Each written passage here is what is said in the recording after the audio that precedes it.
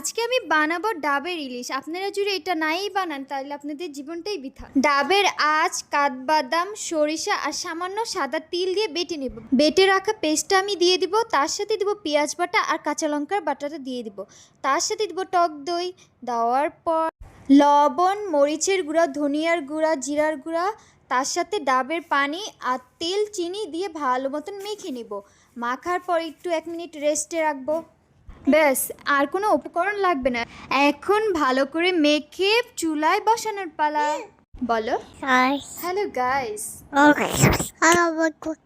আমার ভাইয়াটা রেসিপি বলে দিল। যাই হোক, আমি ডাবের ভিতরে ইলিশটা দিয়ে দিব। আমি চাইলে এটা কড়াইতেও রান্না করতে পারতাম, কিন্তু বাহিরের দোকানের মতন স্মোকি ফ্লেভারটা আসবে না, তাই অবশ্যই ডাবের মধ্যে দিয়ে বানাবেন। তাই আগেই বলছি, কষ্ট করে সময় নিয়ে বানাবেন। এটা মুখে দেওয়ার পর আপনি সমস্ত কষ্ট ভুলে যাবেন। তারপরে হয়তো আপনি আমার ফ্যান হয়ে যেতে পারেন। দেখুন, ডাব ঠিক এরকম পড়বেন। যখন ইলিশ মাছের তেলটা উপরে ভেসে উঠবে তখন ভাবেন ইলিশ মাছটা হয়ে গেছে। আমি জানি আপনাদের কাছে এই রেসিপিটা অনেক ভালো লাগবে। এরকম রেসিপি যদি আপনারা পেতে চান, লাইক, কমেন্ট অ্যান্ড শেয়ার করবেন।